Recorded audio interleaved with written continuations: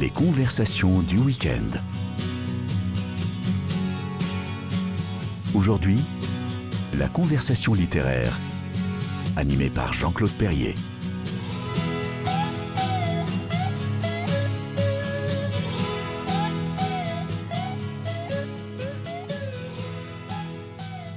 Chers auditeurs de KTO, bonjour et bienvenue dans ce nouveau numéro des conversations littéraires du week-end. On est en octobre, mais on est encore un petit peu dans la foulée des vacances et donc, même si c'est la reprise, on n'a rien contre un voyage et quitte à voyager, autant choisir une destination, riche, exotique, diverse, complexe aussi, et le mieux évidemment pour voyager, c'est d'avoir un guide. Et nous, aujourd'hui, on a beaucoup de chance à KTO parce que nous avons la chance d'avoir avec nous Amélie Nothomb. Bonjour chère Amélie et merci d'avoir accepté notre invitation. Et Amélie Nothomb qui a publié en août un roman qui se passe au Japon, un roman complètement japonais, on peut le dire, qui est revenu romanesquement au Japon, publie aussi dans les jours qui viennent un magnifique album qui s'appelle Le Japon éternel, les deux sont chez Albin Michel, qui est un panorama absolument exhaustif, érudit, amoureux et magnifiquement illustré du Japon. Donc on a trouvé que c'était une bonne idée de vous avoir avec nous et pour que vous nous parliez de votre, j'allais dire de votre vie japonaise, on peut dire ça comme ça? On peut dire ça comme ça. Il y a tout un domaine de ma vie et de ma personnalité qui est japonais. Je me considère comme une japonaise ratée, mais tout en étant ratée, je peux quand même venir à vous dire ce qui est japonais chez moi et qui fonctionne plus ou moins bien. Vous avez un petit air japonais d'ailleurs. Oh, ça, c'est me faire un très grand compliment. Heu, Pourtant, toutes mes origines sont belges, mais le fait d'avoir vécu des années très importantes là-bas a peut-être imprimé quelque chose. Probablement. Bah, d'abord, commençons par le commencement, vous êtes né au Japon. Vous Je êtes né suis à née au Kobe. Japon, à Kobe. Et mon père venait d'arriver au Japon comme, jeune diplomate et c'est à ce moment-là qu'il a eu pour le Japon un coup de foudre qui ne s'est jamais reproduit dans sa vie. Il y a eu mais vraiment un coup de foudre réciproque. Non seulement lui s'est pris une passion éperdue pour le Japon, mais le Japon, a tout de suite contracté une très grande estime pour ce jeune homme de 30 ans qui débarquait sans rien connaître à l'Asie et sans rien connaître au Japon et de fil en aiguille, mon père est devenu le premier non-japonais au monde à chanter professionnellement le no. Oui, j'allais vous dire, il est allé loin dans la japonitude, Il est lui. allé très loin dans la japonitude. Non seulement il a appris couramment le japonais, mais il est devenu chanteur d'opéra médiéval japonais. Donc il avait une double vie au Japon. Il était diplomate belge le jour et la nuit, il chantait l'opéra japonais. C'est extraordinaire. C'était extraordinaire. Et donc vous avez passé 5 ans, Oui, petite fille, petite à fille au Kobe? Japon. C'était beaucoup mieux que ça puisque c'était dans la lointaine banlieue de Kobe, dans un village dans les montagnes, heu, vraiment le Japon comme on le rêve, vous savez, les jardins, les estampes, Le Japon le traditionnel. Japon traditionnel. Oui, parce qu'on sent d'ailleurs, on en reparlera tout à l'heure, que c'est plus votre univers que Tokyo. Tokyo, Oui, vous vous sentez moins bien, vous êtes moins chez vous, c'est moins votre Japon. c'est pas chez moi. Voilà, on est bien Oui, d'accord. Donc vous êtes, 5 ans dans le village, dans les rizières et cetera. oui. Mais comment votre père pouvait être consul, dans un village, Alors, du Kansai? il était consul à Kobe, à Osaka plus exactement, mais le consulat était situé du côté de Kobe. Donc ce qui n'est pas absurde, hein, c'est presque une conurbation. De toute façon, tout ça, c'est la même région, c'est le Kansai. Le Kansai qui est le vieux Japon. Cette région qui contient Osaka, Kobe et surtout Kyoto, qui a été la première capitale du Japon. Ce sont des villes sœurs, bon, sauf que bien sûr Kyoto est autrement cultivé et mystique que Osaka et Kobe, mais c'est tout de même la même région. C'est le vieux Japon, c'est là que bat le cœur, du Japon ancien. Et vous grandissez à la japonaise? Et je grandis à la japonaise. Je suis la seule des 3 enfants, à grandir à la japonaise, à être mise à l'école japonaise, à avoir une nounou japonaise et à parler le japonais en même temps que le français. Nounou à laquelle vous étiez très attaché parce que vous en parlez régulièrement. Ma nounou japonaise, je l'aimais, autant que ma mère. Donc moi, ça m'allait très, très bien d'avoir cette double vie. J'adorais mes parents belges, mais j'adorais aussi, ma nounou japonaise et avoir les 2 cultures, ça m'allait très bien. Et par rapport à l'éducation occidentale, c'est quoi l'éducation des petits japonais ou à la japonaise? Alors pour un tout petit enfant, mais c'est ce qu'il y a de mieux, s'il y a une partie de sa vie à passer au Japon, c'est la toute petite enfance. Puisque au Japon, tout enfant de moins de 3 ans est considéré comme un dieu et traité comme tel. Il fait ce qu'il veut. Il fait exactement ce qu'il veut et il est honoré, il est révéré. Et comme une de mes particularités consiste à me souvenir très très bien de ma toute petite enfance, je me souviens particulièrement bien de cette période où j'étais honorée à l'égal d'une divinité et je me souviens qu'en fait ça m'allait très bien, mon C'est jeu. toujours le cas, Amélie. On vous honore en tant qu'écrivain comme une divinité. Et donc pour moi ça aurait pu continuer comme ça éternellement, Mais, mais j'ai vécu à l'âge de 3 ans, ce qui est quand même le premier traumatisme que vit tout Japonais, le commencement de l'école maternelle. on vous arrache à votre Vous êtes nounou. arraché à votre nounou et vous allez à l'école maternelle et là tout de suite c'est fini de rire. L'école japonaise, même maternelle, c'est déjà, il faut marcher au pas, avec des petits uniformes, heu, découvrir la discipline et savoir que dès l'âge de 3, 4, 5 ans commencent les sélections pour savoir quels sont les meilleurs éléments qu'on mettra dans les meilleures écoles primaires qui seules seront amenées à être sélectionnées pour les meilleures écoles secondaires, qui seules seront amenées à être sélectionnées pour les meilleures universités. Et c'est uniquement si on est sélectionné pour une des 10 grandes universités du Japon qu'on pourra un jour être un cadre et non un pauvre petit employé japonais. C'est cela. Oui, c'est un pays très, très sélectif, très, Très très sélectif. organisé. Et la sélection commence très tôt et on le sait. Ouais. C'est comme en Corée, il faut C'est vrai, systématiquement téléguider. c'est vrai. Alors ça, c'est un premier trauma d'une certaine façon. Et puis, vous le désignez comme ça, il y a un arrachement, il y a un C'est ça. déchirement que vous subissez à 5 ans. Oui, ça c'est le vrai trauma, c'est celui-là. C'est, quand je suis arrachée au Japon et aux bras de ma nounou japonaise à l'âge de 5 ans, hem, en sachant que je ne vais pas revenir, en tout cas pas de sitôt. Qu'il faudra au moins attendre que je sois adulte pour avoir assez d'autonomie pour, retourner dans ce Japon. Oui, rappelons que vous avez suivi dans J'ai votre suivi enfance mon votre père père diplomate, diplomate c'est logique.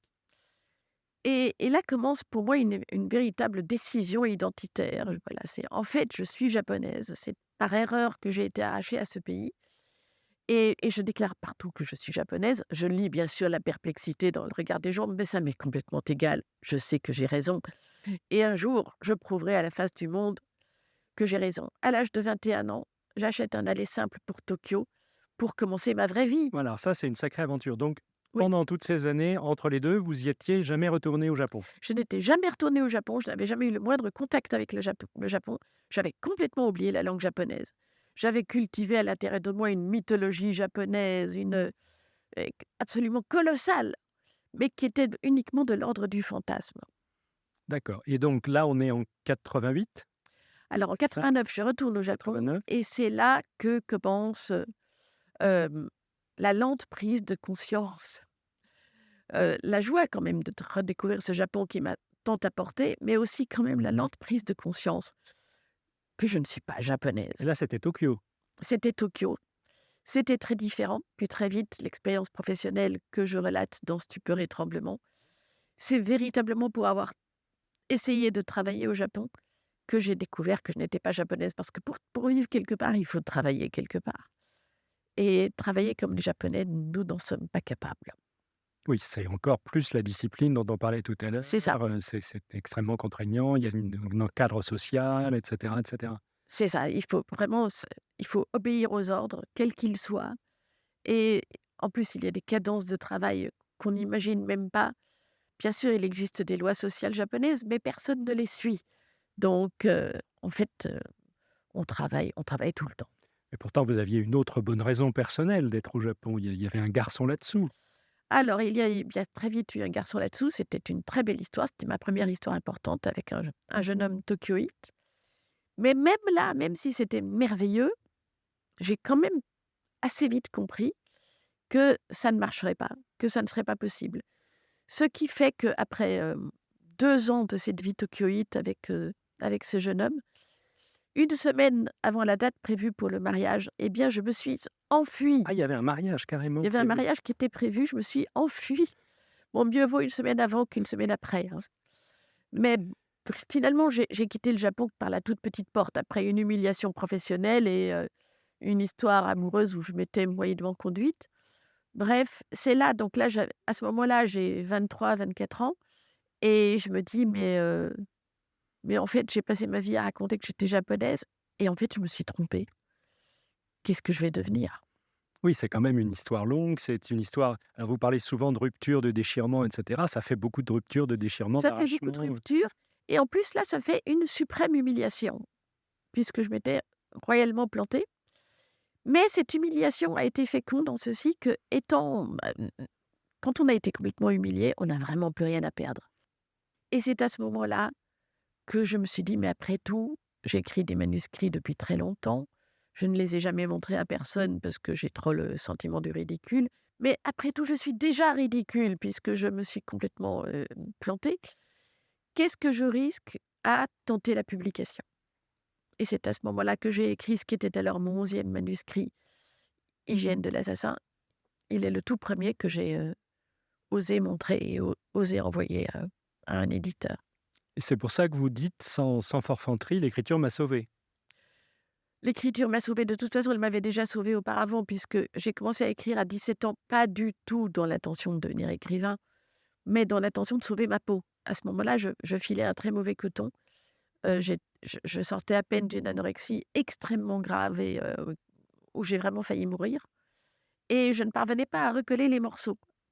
Mon corps et mon âme s'étaient séparés et vivre dans la dissociation était vraiment c'était impossible. C'est le Heureusement que j'ai eu l'instinct de me mettre à écrire parce que c'est l'écriture qui a ressoudé mon corps avec mon âme. Et alors ce fil japonais, du coup, c'était un peu suspendu, puisqu'après cette expérience, donc vous vous lancez dans l'écriture, vous vous installez en Europe, entre la France et la Belgique et tout de suite le succès. Ils viennent de l'assassin, hein, déjà succès, considérable, et depuis vous enchaînez les livres, au même rythme, un chaque année, dans la rentrée littéraire, chez le même éditeur, avec une espèce de fidélité, assez rare en fait dans le milieu littéraire et un succès systématique. Ça, c'est encore plus rare. Il y a pas de loupé chez Amélie Nothomb. Il y a un public qui est là, qui s'est créé, qui vous suit, qui est fidèle, qui est fervent, que vous chérissez, que vous cultivez donc tout ça, c'était déjà créé. Tout ça, s'était déjà créé, mais pour répondre à votre autre question, même si le Japon était mis désormais entre parenthèses, il est toujours resté en moi. Même si j'étais une japonaise ratée qui avait compris qu'elle ne pourrait pas vivre au Japon, c'est pas pour ça que j'aime moins le Japon. C'est pas pour ça que ma mythologie japonaise a disparu. Elle est toujours aussi importante en moi. Oui, vous le prouvez dans le Japon éternel dont on parlera tout à l'heure. C'est ça. C'était quelle année, Stupeur et Tremblement?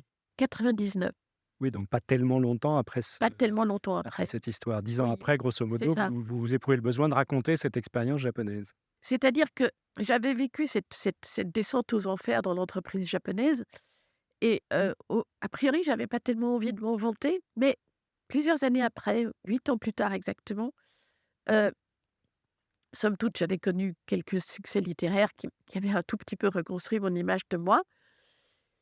Je me suis sentie capable d'en parler et puis surtout, je n'avais toujours pas compris ce qui m'était arrivé dans cette entreprise japonaise. Pourquoi ça s'était si mal passé? Et quand j'ai affaire à un mystère humain qui me dépasse, je ne connais pas d'autre technique que de lui consacrer un roman. Le roman reste pour moi le meilleur des moyens d'investigation. Mais avec votre technique d'écriture, si elle n'a pas changé, donc qui consiste à écrire à peu près, ou pas à peu près d'ailleurs, trois romans dans l'année et à sélectionner celui que vous proposez à votre éditeur. Donc là, Stupeur et Tremblement, c'est celui-là qui s'est imposé à ce moment-là? Oui, Parce que vous aviez d'autres sujets forcément que vous aviez couchés sur le papier? oui, mais c'était celui-là. C'est un choix que je fais chaque année seule, chaque année à la fin de l'hiver. Je relis tout ce que j'ai écrit dans l'année, environ 3 romans, et c'est là que je fais le choix de savoir lequel j'ai envie de montrer. Et jusqu'à présent, mon instinct ne m'a pas trop trompée. Non, c'est le moins qu'on puisse dire. Et donc, il y a ces étapes et finalement, vous retournez au Japon Et finalement, je retourne au Japon. J'y étais retournée une fois entre-temps. avec votre C'était en père? ça, Non? non, C'est pas celui-là? c'était pas celui-là, c'était en 2012. C'est là que j'ai raconté la nostalgie heureuse, écrit La nostalgie heureuse. Heu, mais là, mon père était encore vivant, même s'il n'était plus au Japon. En 2023, je fais cet ultime voyage au Japon. Je dis ultime, je ne sais pas si ce sera mon dernier voyage au Japon, mais c'était la première fois que je retournais au Japon depuis la mort de mon père. Et ça a fait D'accord. très, très bizarre. Alors, on va revenir à celui d'avant, Oui, puisque celui de 2023 est le sujet oui, de votre nouveau roman. On en parlera dans l'épisode suivant de nos aventures. Alors, le voyage de 2012, oui. c'était quoi? Alors, c'était un reportage de France Télévisions. C'est devenu un documentaire qui s'appelle Amélie Nothomb, une vie entre deux eaux, de Laureline Amanieu. Et c'était vraiment Laureline Emanuel, qu'on va retrouver qu'on va tout à retrouver. l'heure dans l'album. Et pour moi, c'était une enquête assez importante parce que parmi les pathologies dont je souffre, il y a un profond sentiment d'irréalité, l'impression que je n'existe pas. Et beaucoup d'années ayant passé, je finissais par me demander si j'existais vraiment et surtout si si toute cette vie au Japon n'avait pas été de l'ordre du fantasme, chose qu'il m'arrive de penser à mon sujet. Et là, on a enquêté avec France Télévisions.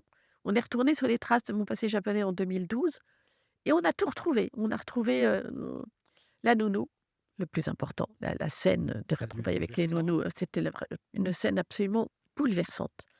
On a retrouvé l'école japonaise dont je vous parlais tout à l'heure. On a retrouvé la photo de classe. On me voit sur la photo de classe. C'est assez rigolo. Et toutes sortes de choses de cette espèce. Nous voilà rassurés, vous n'êtes pas mythomane. Je ne suis pas Vous avez mythomane. bien vécu au Tout Japon. ceci a vraiment eu lieu. Tout ceci a vraiment eu lieu et ça nourrit votre œuvre. Et ça me nourrit intensivement parce que même quand je n'écris pas sur le Japon, ce qui somme toute est assez fréquent, eh bien, j'ai quand même une façon d'être et une façon d'écrire qui relève de la Et japonité. de vivre même, si on en croit, justement votre amie Ameline là, elle décrit votre appartement dans l'album en disant Oui, que vous vivez dans une atmosphère zen, dépouillée et c'est vrai que cetera et cetera. chez moi, il y a rien. Il y a pas de meubles. J'ai pas de bureau. J'écris sur un tabouret. Donc oui, c'est vrai que c'est assez zen chez moi. On en parlera tout à l'heure. Alors on va marquer une première petite pause dans cet entretien pour écouter un titre que vous avez choisi, du groupe Massive Attack. La chanson s'appelle Teardrop. On va l'écouter ensemble et peut-être juste un petit mot, c'est un de vos titres favoris et on en reparlera après. C'est déchirant, c'est terriblement beau, c'est une musique à la fois très envoûtante et il y a cette voix toute fragile là enfin c'est déchirant. Moi, je m'attendais à un extrait de nos japonais et puis Ah, je non, suis désolée, mais au j'ai contraire, loupé le coche. on est très content d'être surpris par Amélie Nothomb. On va écouter Teardrop donc par Massive Attack, un des groupes fétiches, choisis pour nous par Amélie Nothomb qui nous expliquera après, les raisons de son choix.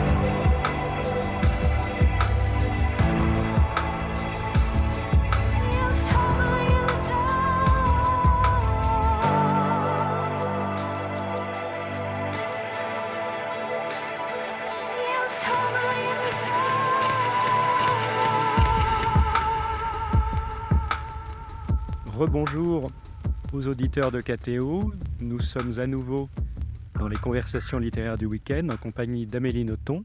Rebonjour Amélie, qui est notre guide au Japon. Mais en intervalle, si j'ose dire, Amélie a glissé dans cette émission 2 titres choisis par elle, dont le premier que vous venez d'entendre, c'est Teardrop du groupe Massive Attack. D'abord, c'est très beau. Merci Amélie pour ce moment de zénitude d'une certaine façon. Ce choix, pourquoi? J'aime énormément cette chanson. Clairement, il est question d'amour. Le titre n'indique pas clairement si ça se passe bien ou mal, parce que des larmes, elles peuvent aussi bien être versées par désespoir que par joie. Mais dans les 2 cas, c'est très beau. Je trouve qu'il y a un côté un peu fusion orientale là-dedans. Moi, ça m'a fait penser à C'est vrai. Nitin Shoney, Sushila Raman, vous savez, Oui, c'est vrai. ces orientaux qui vivent en Angleterre et C'est qui vrai, travaillent à Londres. Et il y a un côté comme ça, ou Morshiba aussi, ça ressemble un petit peu Oui, c'est vrai, à vous ce avez genre de raison. choses, cette pop électro qu'on aime beaucoup. Merci pour cette respiration. Avant que nous ne repartions au Japon, donc on était en 2012 avec Oui, ce documentaire qui marquait votre retour au Japon oui, après l'expérience que vous qualifiez vous-même de catastrophique oui, de 1988, oui. 1800, J'adore. Je deviens 1988. vraiment un ancêtre. C'est formidable. Je vous remets en air de Edo. J'adore. Voilà, donc 2012, voyage pour un documentaire avec donc votre amie Laureline Amagneux, Oui, qu'on retrouvera tout à l'heure. oui. Donc, vous avez bien vécu au Japon, vous retrouvez les traces. Quel effet vous en gardez? Qu'est-ce que ça vous fait? Ah, ça m'a fait beaucoup de bien. Il y a quand même un sentiment de réalité. Au moins, cette réalité-là est acquise. Oui, j'ai vraiment été cette petite fille au Japon. Et oui, j'ai vraiment été fiancée avec ce garçon, car j'ai aussi retrouvé le garçon. Ah, Donc ça va, j'ai pas complètement rêvé. il a pleuré toutes les larmes de son corps dans vos bras? Non, pas du tout. Ils s'en est très bien remis, Très vous savez. japonais. C'est moi qui pleurais finalement. Donc ça m'a fait beaucoup de bien. Et puis bien sûr, ma réalité française a repris entre-temps, puisque je découvre un autre exotisme qui est le vôtre, hein. N'oubliez pas que la France n'est pas mon pays. Donc je persiste à vivre à l'étranger et à découvrir votre exotisme. Et puis voilà en 2023, une grande amie m'invite au Japon avec elle pour 10 jours. Alors, elle s'appelle Peb Bénie, Benny, elle est photographe. oui, Et je dois dire, à la lecture de votre livre, du livre que vous en avez fait, qui s'appelle donc L'Impossible Retour, qui est sorti au mois d'août chez Alma Michel, donc c'est votre livre de l'année oui. chez votre éditeur, je vous ai trouvé admirable, car votre amie, elle est sûrement épatante, mais en voyage, c'est quand même un sacré boulet. Le boulet n'est pas le mot qui me viendrait à l'esprit. Oui, parce que vous êtes gentille. C'est quelqu'un de difficile, mais elle a raison d'être difficile. Et comme on dit en anglais, elle est challenging, vous Ah voyez. oui, ça vous le sert. Donc c'était un sacré challenge Surtout que c'est vous qui faisiez le guide, le le guide, cicérone, l'organisatrice. l'organisatrice. Et ça m'a fait terrifier, l'idée de devoir guider quelqu'un au Japon, en plus quelqu'un d'aussi exigeant que Pep Benny, ça m'avait paru au-dessus de mes forces. Et finalement, ça n'a pas été un désastre complet. Enfin, c'est ce que je raconte dans le livre. Oui, enfin, elle est asthmatique au dernier C'est degré. pas de sa faute. Non, mais c'est pas ça, ça n'arrange rien. Ça n'arrange Elle est quand rien. même allergique à plein de trucs dans un pays qui est quand même réputé pour son hygiène Oui, irréprochable et tout et tout. Elle a des problèmes avec la nourriture, elle a des problèmes avec les transports, les gens, etc. C'est quand même un boulet. Enfin, vu de disons que l'extérieur, c'était... Bon, le plus terrible, c'était quand même son caractère. en plus. Mais ça s'est très bien passé. Ça s'est très bien passé. En tout cas, l'image de vous qui transparaît dans le texte, c'est que vous prenez sur vous, comme on dit, sans arrêt. Ah, elle veut pas manger là, elle veut pas dormir là, elle vous fait chercher un hôtel dans les rues de je ne sais plus quelle ville à 3 heures du mat pour revenir à l'hôtel d'origine parce que finalement vous trouvez pas. Oui.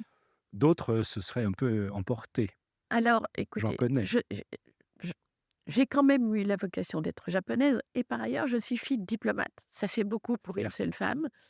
Bref, je pense avoir hérité quand même de pas mal de caractéristiques et du métier paternel et de la nationalité que j'ai longtemps cru mienne. Donc, je ne suis pas là pour râler, ni pour ne pas être accommodante. Vous avez bon caractère.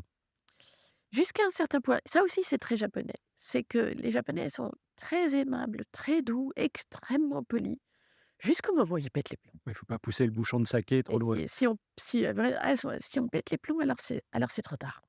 Oui, surtout que s'ils pètent les plombs à la japonaise avec quand C'est la ça, discipline se relâche, quand du coup tout c'est ça. explose. Et je suis de cet ordre-là. C'est très rare que je pète les plombs, mais il vaut mieux pas être là.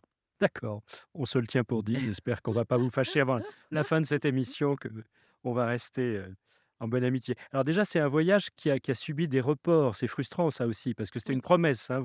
c'est ça. Vous étiez engagé vis-à-vis de cet ami à l'emmener au Japon. Oui, Il y a eu la Covid, c'est etc., ça. Donc etc. finalement, ce voyage a été reporté jusque 2023. Mais mai 2023, il se produit. Et ce voyage tant attendu, a été à la fois un émerveillement et aussi une tragédie. Mais c'est les cerisiers.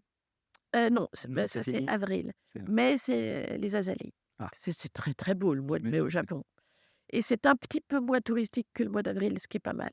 Donc vous êtes retourné à Kyoto, évidemment, Kyoto, Nora, qui sont les hauts lieux du Japon Donc je retrouve le féodal. Kansai, je retrouve ma petite enfance et là, je fonctionne tout à fait bien. Je suis un guide convaincant, je parle le japonais comme il faut, je m'y retrouve complètement et puis on part à Tokyo. Et c'est en débarquant à Tokyo que le désastre commence. 42 millions d'habitants, dites-vous quand 42 même. 000 d'habitants. Mais là, soudain, cette ville où j'ai quand même passé 2 années importantes de ma vie, heu, le vide sidéral. Je ne me souviens plus. C'est-à-dire que j'ai des souvenirs, mais ils sont épars, ils sont mosaïques et je ne parviens plus à les relier entre eux.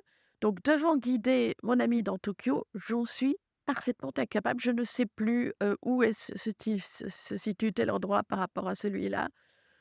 Bon bref, heureusement qu'on avait une grande amie sur place en la personne d'une certaine Alice, une Française qui habitait là-bas et Alice, Gérard et Abel qui c'est sont ça, installés. qui a été ils ont été des guides absolument Oui, formidables. mais vous habitez chez eux même à un Oui, moment, etc., etc. oui. Mais qu'est-ce qui s'est passé? C'est la ville qui objectivement avait changé, qui Mais s'est non, métamorphosée ou c'est vous qui alors la ville aviez a grandi, mais elle n'a pas fondamentalement changé. Non, non, le drame était vraiment intérieur. Bon, il est par ailleurs, c'est vrai que beaucoup d'années ont passé depuis 1989, mais tout de même, j'avais l'impression d'être face à un gouffre et je pense que la mort de mon père a joué un grand rôle dans tout ça. Je pense que mon père, heu, personnalisait Tokyo. Mon père, c'était celui qui qui avait réussi à Tokyo, mon le mon père a eu un poste de 9 ans oui, c'était d'ambassadeur à Tokyo rarissime, hein. et où il était, vraiment devenu un personnage légendaire, ambassadeur le jour, chanteur d'opéra, no la nuit. Donc c'était, là-bas un personnage colossal. Tandis que moi, essayant de réussir à Tokyo, mais ça a été le désastre total. Vous vous sentiez en quelque sorte illégitime. C'était plus chez vous du coup? C'est une autre rupture, encore un C'était encore arrachement? une autre rupture comme si j'avais perdu ma protection. Mon père n'était plus vivant. Oui, et c'est là-bas que vous en avez le plus pris conscience en fait? J'ai plus pris conscience de la mort de mon père à Tokyo que, en Belgique ou en France. Vous savez, comme le narrateur dans La recherche du temps perdu, il faut qu'il retourne à Balbec, heu, 1 an après la mort de sa grand-mère pour tout à coup s'apercevoir que sa grand-mère est morte. C'est le voyage qui permet tout à coup de lui c'est là qu'il se dit: «Mais en fait, ma grand-mère est morte», alors qu'il le savait. Mais c'est là qu'il en prend conscience et qu'il s'effondre. Alors on parle littérature et lecture. Vous, dans ce voyage farfelu, vous ne lisez pas Proust, vous lisez À rebours de Huysmans. Curieux. Alors ça, c'est une intuition que j'avais eue. Ça faisait longtemps que je voulais relire, À rebours de Huysmans, ce que j'avais lu quand j'avais 18 ans et qui m'avait ébloui au dernier degré. Je suis non seulement une très grande lectrice, mais peut-être d'abord une très grande relectrice. Je sais pas s'il y a des gens qui relisent autant que moi. J'adore relire. Et j'avais eu l'intuition que Tokyo, que ce retour à Tokyo serait le meilleur endroit, la meilleure occasion pour relire À rebours de Huysmans. Heureuse intuition, ça c'était tout à fait vrai. Moi qui suis quelqu'un qui me trompe beaucoup dans la vie, quand il s'agit de littérature, je me trompe pas tant que ça. C'était un contrepoids idéal parce que vous vous plongiez dans un autre monde, vous vous réfugiiez dans votre bulle pour supporter mieux peut-être les avanies ou les aléas de ce voyage. Oui, et puis que raconte À rebours? Il raconte une exploration de la réalité par tous les sens et il raconte aussi un voyage immobile, Oui, c'est puisque l'anti-voyage, à c'est ça, rebours. c'est l'anti-voyage. Donc ça m'allait très bien lors de ce voyage si important pour moi, de relire l'anti-voyage. C'était un refuge, vous étiez dans votre chambre, dans votre bulle, dans ce livre, Oui, dans un autre monde, dans un dans un autre autre monde. univers. Et en même temps, ça allait très bien ensemble. Bon, À rebours, c'est la quintessence de la littérature décadente française. Donc, je n'étais ni en France ni au sein de la décadence, mais cet univers extrêmement esthétisant décrit par Huysmans correspondait quand même dans une certaine mesure à l'univers extrêmement esthétisant qui est celui de la civilisation japonaise. Laquelle, en plus, était à la mode à la fin du 19e siècle chez les intellectuels, les artistes, Gustave Moreau et compagnie. Donc il y a une logique dans tout ça. Il y avait une logique, donc mon intuition s'est vérifiée. Alors, il y a quelque chose, moi, qui m'a laissé un peu myst- euh, mystifié d'une certaine façon et admiratif. C'est que d'abord, dans ce voyage que vous dites catastrophique ou calamiteux ou difficile, que sais-je, vous vous levez quand même à 4 heures du matin, quoi qu'il arrive, pour Mais ça, écrire. toujours. Mais c'est dingue, même en voyage, même épuisé, même vous êtes couché à 3 heures du matin en cherchant un hôtel dans les rues de Kyoto, vous vous levez à 4 heures pour écrire. Vous Toujours. êtes une acharnée. Mais vous savez, ça fait 35 ans que ça dure. Oui, j'entends C'est bien. c'est une seconde nature, je ne peux littéralement plus faire autrement. Il m'arrive d'être extrêmement fatiguée, il m'arrive d'être malade, j'ai aussi mes désastres dans ma vie, mais même ces jours-là et surtout ces jours-là, je dois absolument m'astreindre à cette discipline. C'est une discipline terrible, mais curieusement, elle m'aide beaucoup à vivre. Et alors, ce que vous écriviez pendant ce séjour à Tokyo, est-ce que c'était Ah non, pas ce du tout, roman? C'est ça pas la du question que tout. je me posais. Est-ce qu'elle écrit en live Non, non, non, ce c'était qui se pas du tout passe ou est-ce écrit en que live voilà, c'est un autre, et c'était autre chose que j'écrivais et il n'y avait absolument aucune préméditation par rapport je ne savais pas à ce moment-là que j'écrirais un livre qui raconterait ce voyage donc japonais. l'impossible retour n'est pas le carnet Non, de ce pas du voyage à tout, Tokyo que vous auriez écrit, en absolument pas. direct? D'accord. Il a fallu que je retourne en France après ce voyage et qu'environ un mois s'écoule et que je commence à me sentir extrêmement mal. En fait, ce voyage m'a laissée, exsangue et je me suis demandé pourquoi, parce que somme toute, ça s'était pas si mal passé et j'ai compris que ça avait vraiment ouvert une faille émotionnelle, d'où l'écriture de L'impossible retour.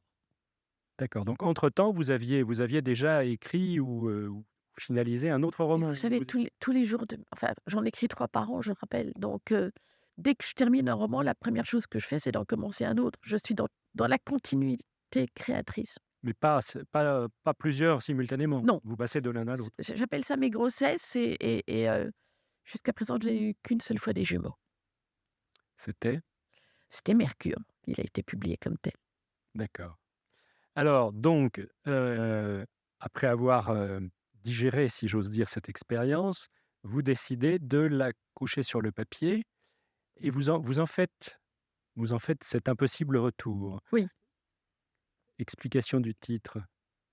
alors Ça veut dire que c'est fini le Japon pour vous définitivement et que vous en avez pris conscience? non, c'est pas C'est parce pas que je ça? suis pas sûre du tout que ce soit fini. C'est un titre double. Au début, c'est l'impossible retour au Japon et à la fin, c'est l'impossible retour en Europe. C'est les 2. Dans les 2 cas, c'est impossible pour moi retourner au Japon. Pourquoi est-ce que c'est impossible alors que je le désire tellement? J'ai tout le temps envie d'aller au Japon. Mais pourquoi est-ce que c'est impossible? Parce que l'investissement émotionnel est beaucoup trop grand. Parce que j'ai trop d'amour lié à ce pays et que chaque fois, il faut vraiment que je que je m'arme d'une espèce d'armure émotionnelle pour être capable de retourner au Japon. Et chaque fois que j'y suis, c'est tellement l'extase, c'est tellement fort. Le problème, c'est que je sais qu'après, il va falloir repartir puisque j'ai fini par comprendre que je ne serais pas capable de vivre dans ce pays. Donc Vous il êtes va toujours une falloir japonaise manquée. je suis toujours une japonaise manquée et ça ne va pas changer. Donc il va falloir à à à à nouveau vivre le choc le choc primitif de mes 5 ans. Il va falloir de nouveau quitter le Japon. À l'impossible retour, à nouveau. Mais est-ce que découvrir d'autres régions du Japon, parce que vous ne connaissez pas tout le Japon, est-ce que vous plongez dans un autre morceau du Japon inconnu de vous ne serait pas la panacée ou une thérapie? Non, parce que bien sûr que j'ai encore beaucoup de choses à découvrir au Japon et peut-être bien que je les découvrirai un jour, mais il y a quand même une très grande communauté d'esprit au Japon. Dans tout ce que j'ai pu voir au Japon, j'ai toujours retrouvé voilà ce qui fait cette spécificité japonaise, ce qui fait que ce pays n'a rien à voir avec aucun autre pays sur Terre. C'est clair, c'est clair. Et est-ce qu'en général, vous préférez voyager seul? Est-ce que c'est l'exception là avec votre copine ou est-ce que vous êtes en général en société? J'ai beaucoup fait les deux. Quand j'étais jeune, je voyageais beaucoup seule. Je ne l'ai plus fait depuis très longtemps. Quand j'étais jeune adulte au Japon, j'arrêtais pas de sillonner le Japon toute seule avant d'avoir le fiancé, là. Et j'adorais ça. J'adorais ça. Je n'ai plus fait ça depuis longtemps. Je devrais réessayer. Je suis sûre que ça m'apporterait quelque chose. Oui, parce que là, c'était un peu particulier puisque Ah oui. vous étiez la guide, Là, c'était la la grande nounou, angoisse quand la même. la C'était la grande grande angoisse. angoisse quand même. Oui, en plus, enfin, je le répète, vous avez choisi quand même une compagne particulièrement Mais c'est elle qui m'a choisie. exigeante. Mais c'est elle qui m'a choisie. Mais c'était en même temps, le Japon qu'elle m'a fait vivre était un Japon passionnant parce que elle me connaît très bien. Elle a dit: «Ah ça y est, elle va encore piquer une crise de nostalgie», donc elle m'a recadrée. Elle me dit: «Écoute, cette fois-ci, tu vas essayer de vivre autre chose au Japon que la nostalgie». C'était intéressant, c'était interdit. Bien évidemment, cet interdit m'a amené à vivre ma nostalgie encore beaucoup plus fort. Oui, puisque vous Mais vivez avec, vous en c'est parlez tout le ça, temps. mais de façon finalement secrète. Et vous êtes fâché avec la photographe depuis ou pas?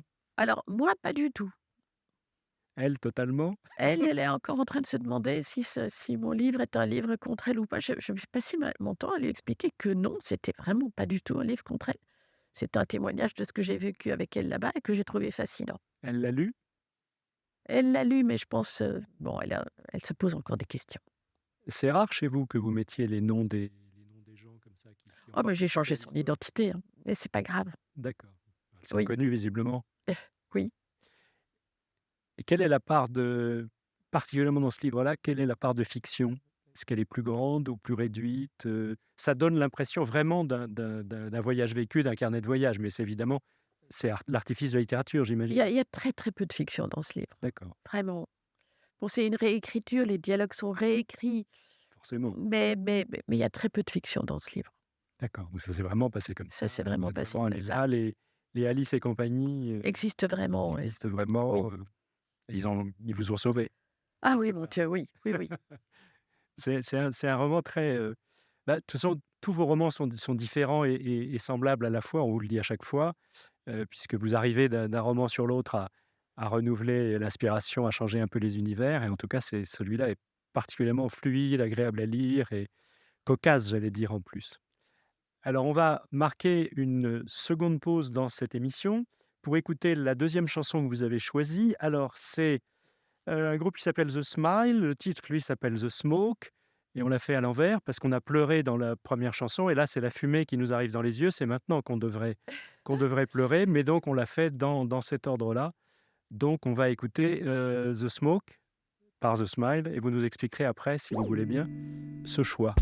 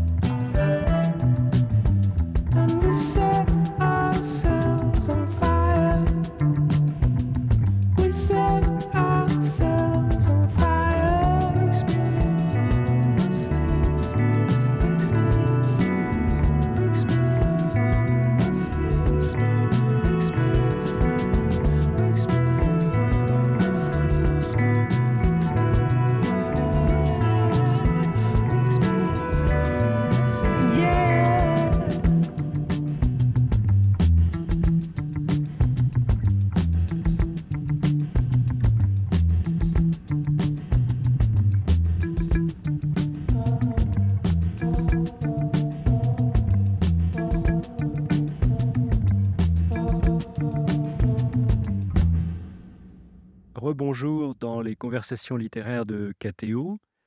Rebonjour aux auditeurs de KTO. Merci Amélie Nothomb d'être avec nous. Merci pour cette magnifique programmation musicale. Donc le deuxième morceau, The Smoke par le groupe The Smile. Je veux dire que c'est difficile après de sortir de C'est difficile l'ambiance. parce qu'on est complètement envoûté. Je vous vois ému et envoûté. Mais cette chanson est magnifique. Bon, elle doit bien sûr sa beauté à ce génie absolu qui est Tom York, qui est le chanteur de Radiohead, Et voilà, qui a formé un autre groupe qui s'appelle The Smile, mais où on retrouve l'incroyable génie de Tom York, avec des sons très étranges, des sons toujours mineurs et un univers indescriptible où avec moins que rien, il crée des sortilèges. Voilà. C'est de la fumée, mais on sort de cette fumée absolument étourdi. Ça vous va assez bien comme définition, ça. Créer Oh, des j'aimerais bien. sortilèges avec moins que rien. Oh, comme je vous aime beaucoup, Jean-Claude. Vous êtes extrêmement sympathique. C'est vous qui parlez du minimalisme, du zen, et qui citez la phrase de Nietzsche, mon talent, c'est le manque. C'est pas hasard tout ça. Ah oui, oui, mais c'est vrai, hein, moi je suis vraiment pas du côté de la pléthore, hein. Les gens s'y trompent parce que je publie beaucoup de livres et les gens savent que j'en écris beaucoup, mais c'est des tout petits livres. Et c'est des livres qui vont s'amenuisant. Donc c'est quand même du côté du zen, hein. D'accord. Eh bien, la transition est toute faite, puisque vous publiez le 17 octobre, également chez Albin Michel, un livre qui s'appelle Le Japon éternel, dans la foulée, j'allais dire, de l'impossible retour et de cette séquence japonaise. Est-ce que vous pouvez nous expliquer ce projet de voyage sous les fleurs d'un monde flottant en compagnie de Laureline Amagneux, dont vous parliez tout à l'heure, qui est à l'origine documentariste, si j'ai bien compris. Elle est documentariste, c'est également une grande amie à moi et depuis le temps que je parle du Japon dans mes livres ou en dehors de mes livres, parce que c'est finalement une de mes obsessions, elle a eu l'idée d'approfondir le sujet. C'est un dialogue, elle me connaît bien, elle sait très très bien comment m'interroger. Elle a fait aussi des recherches de son côté. Donc voilà, c'est certainement pas un livre sur le Japon, c'est un livre sur mon Japon. Oui. Et je pense que c'est un très beau cadeau que me fait Laureline Amagneux et voilà. C'est une espèce de voyage. C'est un voyage intime sur ce qu'est le Japon pour moi, de- d'un point de vue mystique, d'un point de vue artistique, d'un point de vue philosophique. Là aussi, vous êtes un peu le guide parce que vous conversez avec des gens qui sont Oui, des spécialistes du Japon, soit un calligraphe, soit Sophie Macariou, l'ancienne présidente du musée Guimet, qui connaît oui, admirablement les arts orientaux, une spécialiste traductrice de haïku. Je ne sais jamais si on dit un haïku des haïkai ou l'inverse d'ailleurs. un haïku des haïkai. Un haïku des haïkai, d'accord. J'ai bon. Donc là aussi, vous êtes un peu une passeuse de votre Japon, qui est le Japon éternel. Oui, vous avez vu, je suis très aidée, hein, il n'y aurait pas eu tout ce savoir en moi, mais avec l'aide de Laureline, on a trouvé les bons interlocuteurs et c'est fascinant de les écouter. Alors la grande partie, peut-être la plus originale à nos yeux, nous d'occidentaux qui ne connaissons pas forcément le Japon, c'est toute la partie justement sur la mystique, les religions, Oui, l'au-delà, les kami, le shinto, tout ça, tout ça. ah oui. Est-ce que vous pouvez nous en faire un petit panorama, si j'ose dire? Alors le Japon est absolument fascinant sous tous les angles, mais singulièrement sous l'angle mystique. Parce que c'est un pays qui a collectionné plusieurs mystiques. Au Japon, les religions sont considérées comme cumulables, ce que je trouve absolument merveilleux. Ces gens-là ont tout compris. La seule religion qui soit spécifiquement japonaise, qui soit née au Japon, c'est la religion shintoïste, donc la religion des kami. C'est un animisme. Quel est le grand principe de la religion shintoïste? C'est que tout ce qui est beau est Dieu. Et comme la beauté est très bien représentée dans la nature, ça fait beaucoup de kami. Shinto, ça veut dire voix des dieux, C'est la voix des dieux. dites-vous. C'est ça. Alors, bien évidemment, les Japonais ne sont pas restés uniquement shintoïstes, puisque très vite, ils ont été colonisés par les Chinois, et les Chinois ont apporté le bouddhisme. Et en partie le bouddhisme zen, qui n'est pas né au Japon. À la base, le zen est né en Inde, puis est devenu chinois, et puis est devenu japonais. Mais il est singulier, Voilà, c'est une forme particulière du bouddhisme. que ce soit les Japonais qui aient porté le zen à son état de génie. Il y avait, alors qu'à la base, c'est pas japonais du tout. Ça s'appelle le Chan, avant de s'appeler le zen, mais les Japonais en font le zen. Et il y a des affinités entre la pensée zen et l'état d'esprit japonais. Et je pense que la philosophie zen, la mystique zen est probablement la mystique la plus brillante et la plus bouleversante qui existe. Schématiquement, En fait, le zen est une chose très mal comprise chez nous. On a tendance à confondre l'effet et la cause. On voit un intérieur tout dépouillé, on se dit: «Ah ben c'est ça le zen, c'est quand il y a rien». avec du yoga. C'est ça, mais pas du tout, ça c'est la conséquence. Parce que en fait, l'idée du zen, c'est qu'on cherche l'illumination, mais que l'illumination, donc comme dans le bouddhisme, hein, sauf qu'aux yeux du zen, l'illumination, on la trouve directement. On n'a absolument pas besoin de passer par les prêtres, par les moines. Chacun, n'importe où, à n'importe quel moment, et de préférence en dehors de tout contexte, peut trouver l'illumination. Le récit de la philosophie zen, de la mystique zen, c'est toujours des récits d'illumination, et ces illuminations arrivent toujours dans les circonstances les plus improbables. On raconte 1000 fois des histoires, voilà, dans tel monastère zen, au sommet d'une montagne où tout le monde méditait depuis 20 ans et où le grand maître n'avait toujours pas trouvé l'illumination après 20 années de silence et de concentration. Arrive celui qui nettoie les toilettes et tout de suite il a l'illumination. Heu, c'est c'est comme ça, l'illumination arrive n'importe quand et de façon très brutale. Qu'est-ce que Mais elle est l'il personnelle, elle est individuelle. Elle Tout est le monde n'a pas individuelle. d'illumination en même temps. Non, bien sûr que non. Bien sûr que non, et alors il y a 2 sortes d'illumination. Il y a bien sûr la grande illumination qui est le satori, qui est l'illumination définitive. Vous passez de l'autre côté. Et puis, il y a la petite illumination, c'est nettement plus fréquent. Ça s'appelle le kensho. Mais alors la bonne nouvelle, c'est que tout le monde peut en avoir et que j'en ai eu plein. Par définition, c'est temporaire, donc malheureusement Ah, ça dure pas. Mais connaître ça, c'est déjà extraordinaire, et on peut connaître ça en dehors de toute philosophie zen, mais c'est quand même un état zen. quel est le rôle de l'écriture dans tout ça? Parce qu'il y a des textes, il y a des textes sacrés évidemment, bouddhistes, il y a des textes, j'imagine, de la religion shinto, laquelle a été religion d'État Oui, d'ailleurs, donc il y a dû avoir toute une alors il y a des textes qui sont il littérature. y a ce qu'on appelle les koans. Les koans, ce sont des petits poèmes zen qui sont des espèces de petites, des espèces de petits bijoux linguistiques parfaitement incompréhensibles qui favorisent l'illumination. L'illumination, oui, le zen considère qu'on ne peut trouver l'illumination qu'en dehors de toute logique et dans des circonstances de chaos. Donc l'idée est de pouvoir reproduire ce chaos qui vous met en état d'illumination par des moyens linguistiques. Ça donne les koans qui sont plus beaux les uns que les autres. Et quelle est la part, syncrétique, j'allais dire, du christianisme au Japon? Parce qu'on sait qu'il y a eu des missionnaires, Oui, jésuites en particulier, qui sont allés, oui. tenter de christianiser le Japon, au Alors début, ça a à la fois très bien et très mal marché. oui, voilà. Parce que quand les missionnaires, catholiques sont arrivés, donc les Portugais, avec, avec la religion catholique, ils ont commencé à tout expliquer. Dans un premier temps, les Japonais ont dit: «Mais c'est magnifique, mais on aime beaucoup votre histoire, là, donc dorénavant, on sera shintoïste, bouddhiste, zen et aussi catholique parce qu'il y a des trucs qu'on aime bien dans ce que vous nous racontez».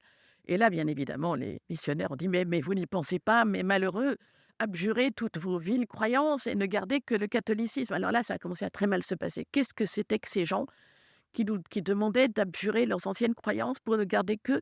Là, il y a commencé à y avoir des persécutions et tout, mais il y a quand même eu une imprégnation catholique. Et le résultat que ça donne aujourd'hui, c'est que le japonais moyen a tendance à naître, dans le shintoïsme, à grandir dans le bouddhisme, à se marier dans le catholicisme et à mourir dans le zen. Je trouve ça génial. C'est quelle richesse! Quelle richesse! Justement de l'extérieur et à vous lire, on a l'impression que le Japon, est un pays d'une grande cohérence. Cohérence, entre la nature, la géographie, les habitants, les religions, le système politique, même l'économie d'une certaine façon, la nourriture, les arts, enfin qu'il y a une espèce de système comme ça extrêmement peut-être difficile à percevoir et à pénétrer de Oui, l'extérieur, mais de cohérence interne. c'est-à-dire que oui, heu, même le système moderne japonais, qui est quand même une aberration, hein, et qui est difficile à soutenir, maintient une forme de cohérence. C'est quoi le système, qu'est-ce que vous entendez Là, je par parle là? de l'entreprise, des grandes entreprises Oui. japonaises qui guident le Japon aujourd'hui et qui sont quand même, des univers assez inhumains. Quand on les voit de l'intérieur, on est extrêmement perplexe. On se tromperait grandement en croyant que ces gens sont obsédés par le profit. Ils ne le sont absolument pas. Le Japonais, une fois pour toutes, n'est pas du tout obsédé par le profit. Ah oui, de l'extérieur, on a l'impression que c'est vraiment Ce ça n'est qui pas fait, du qui tout fait, ça. qui fait marcher le Vraiment, pays. c'est pas du tout ce qui fait marcher le pays. L'obsession du Japonais, c'est de créer une cellule sociale stable. Le- et ça se voit aussi dans les grandes entreprises. Alors, ça fait des cellules sociales très bizarres. Les grandes entreprises japonaises ne sont pas des lieux où les gens sont heureux. Mais il y a quand même une forme de stabilité sociale avec tout ça. Ça me très particulier et ça C'est me très très bizarre. particulier. On comprend C'est que la très vie particulier. doit y être particulièrement difficile. Très difficile. On les admire énormément, mais il faut bien se dire une chose, peu d'entre nous seraient capables d'être japonais. Je suis désolée de me citer en exemple. J'ai essayé d'être japonaise. J'étais plus que convertie. Bah, déjà, vous êtes tombée dans la marmite quand vous étiez toute petite, puisque vous Voilà. êtes née au Japon, ça aide quand même. Oui, et malgré tout cet amour et tous ces efforts et quand même une certaine compétence linguistique, eh bien, je me suis royalement plantée. Donc, Qu'est-ce qui demeure au Japon actuel de cette culture traditionnelle on pense évidemment aux samouraïs, on pense aux arts martiaux, etc., aux vêtements, mais, aux mais tout, éventails, aux mais fleurs, tout, etc. mais Ça tout. perdure. Ça, c'est le miracle japonais, c'est de parvenir à faire coexister toutes les C'est époques. pas une carte postale à touristes. Ah non, ce n'est vraiment pas une carte postale à touristes. Ça existe vraiment. Et c'est vécu très, très profondément. Ça, c'est vraiment une réussite complète.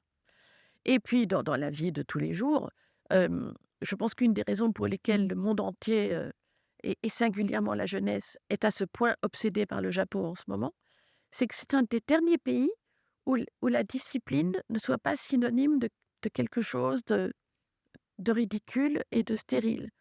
Heu, Par exemple, pour les arts martiaux, mais pour tous les arts japonais, la discipline, c'est juste quelque chose d'indispensable et personne ne la discute. Oui, vous faites allusion aux mangas, qui sont une des formes de littérature les plus en vogue en ce moment, et notamment auprès des jeunes qui font des succès de librairie, y compris en Oui, France, ce qui est assez récent. oui. Mais vraiment, je pense que si les jeunes de chez nous sont à ce point fascinés par les Japonais aujourd'hui, c'est parce que, voilà, je crois que pas mal de gens ici se rendent compte que sans un minimum de discipline, on n'arrive à rien et que les Japonais conservent quand même une tradition de discipline qui peut être vue comme une planche de salut. Et une structure, effectivement, Oui, contente de reconstituer ici parfois. oui, Bah, écoutez, merci 1000 fois Amélie Nothomb. Je vais vous dire un truc, vous nous avez donné envie d'aller au Japon chouette alors. et on va tous venir avec vous. Vous allez être notre guide. On Mon essayera Dieu, d'être un peu là, vous me moins faites peur. enquiquinant. Vous On me faites essayera d'être un peur. peu moins enquiquinant que votre ami photographe. Je rappelle donc les 2 livres japonais d'Amélie Nothomb. L'Impossible retour, donc roman qui est paru au mois d'août et qui caracole comme chaque année en tête des ventes dans la rentrée littéraire, avec une jolie photo de vous, songeuse et mélancolique, de Jean-Baptiste Mondino. Et puis Le Japon éternel, voyage sous les fleurs d'un monde flottant, aussi chez Albin Michel, avec l'aide de votre amie Laureline Amagneux, qui est donc une passionnante enquête. Et alors moi, j'ai eu que les épreuves en noir et blanc parce que le livre était sous presse. Ah, Mais l'objet ça a est l'air superbe. magnifique, l'objet est L'objet très est beau. superbe, très stylisé, très japonais. Ça sent le cadeau de Noël. Je pense que c'est un très beau cadeau de On Noël, est en en effet. octobre, mais préparez Mais le cadeau de Noël. oui, Merci ça va être Amélie très d'être venue et on vous recevra volontiers pour un prochain livre. merci 1000 fois Jean-Claude. Les conversations du week-end. Aujourd'hui, la conversation littéraire, animée par Jean-Claude Perrier.